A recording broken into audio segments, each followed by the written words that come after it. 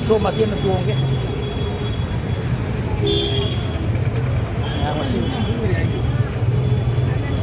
ô tamo sai bốc ra xe sai bốc ta xin số chỉ cho bây giờ ra bạn và tiếp là ra xe rickshaw tiếp tuồng đó quy này phong mà rồi tiếp là tuồng kia video lâu kia cô rồi si dễ mấy em vita salak cái đó đấy mà ra đi overbridge side đó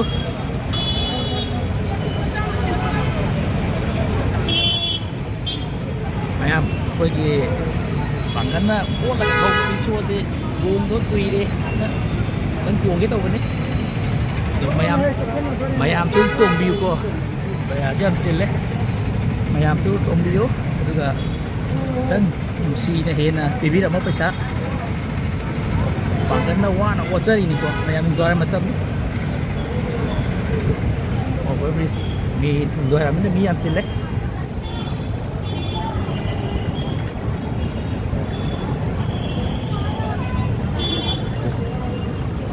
saya ni yang selek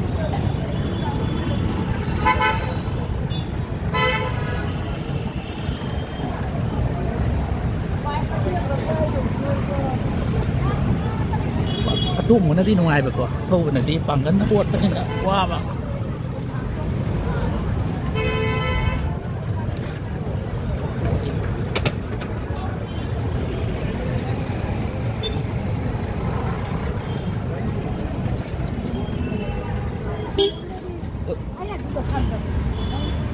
bà mua sai gì hàng bà xin chúng ta cầm cho lo anh nè chúng cái nôm một xin cái năm bên đây bạn anh chúng cái đồ pi kia anh nào một chút làm mà từ đây anh là chúng xua gì tôm thuốc quỳ đây mày làm chút tôm view tôi có hên là chúng quỳ đi xua quá thầu chứ đi ba chỉ nói thì xã hên là pi view đó anh thì có giờ miên chỉ lấy nào một kia nào một kia cái gì bảo cái lầm tôi cái gì bà có một cái lầm được hả bạn? Hả? Cây hay nụ?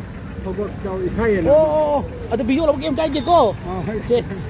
Xin là sao nụ xì này pi này có xin à? Bay u, ở đây dùng hình vào đâu? Isu này vào đâu? Xin này isu thì không muốn lên pi u cô. Dạ đi, dạ biết sao chứ? Ô, tung nó bù luôn. Ở đây cái này hiện là pi u coi ba. Ở đây. Oh, yang mana?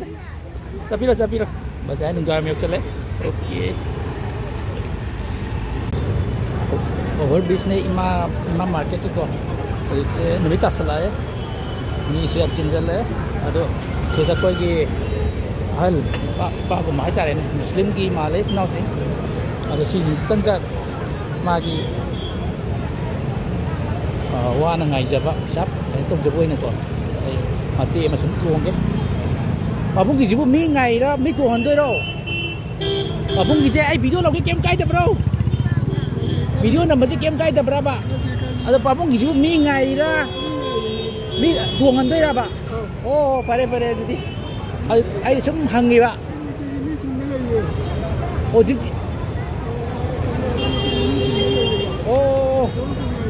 ô đi chúng là sao nó xin sang bên này có đó bấm một cây làm thế nào ta đi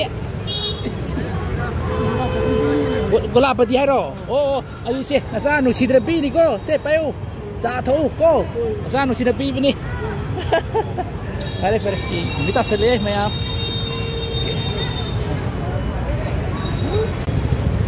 số tao bảo bụng chứ này đấy buông kia có ô bảo bụng à bố cái gì mi tuồng na berapa pot mi lagi berapa? Sekarang yang begitu loh. Nanti mi butuh berapa?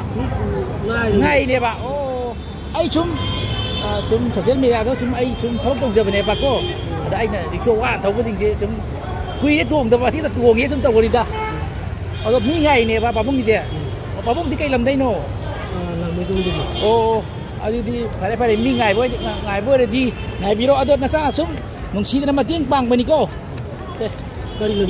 Ai mẹ cô là lên dùm tí này sao tắc view cô dùm ấy nè tàu với ta cô ô phải đây tôi à tôi cái em suy nghĩ lịch này mà ô Hana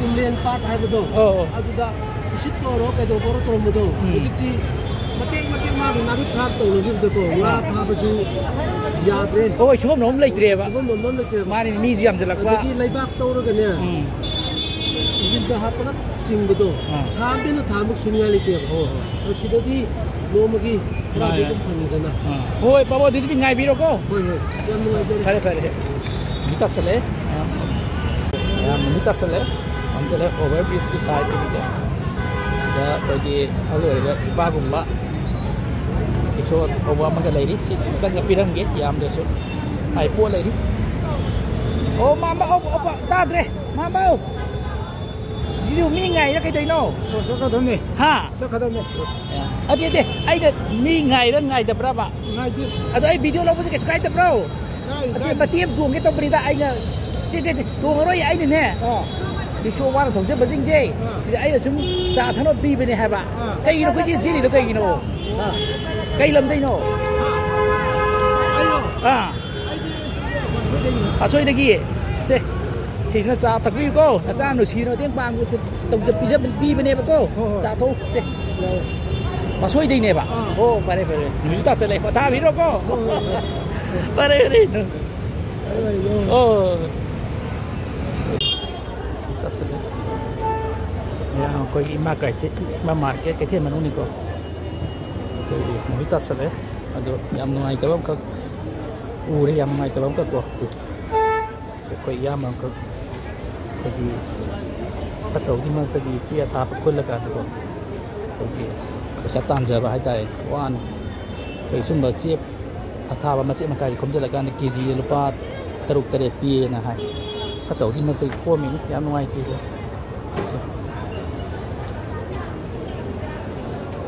ô tamo ta bro yam bị xí cái đầu vây nô yuan na bro cái gì đó kìa xí li ba tao tê xí li bro nipan ô nói tiền đấy họ có chứ anh nó nụ xí đấy nè sang tập pi cái tàu này tại nuôi gì ngoài tại cây làm thế này yam bro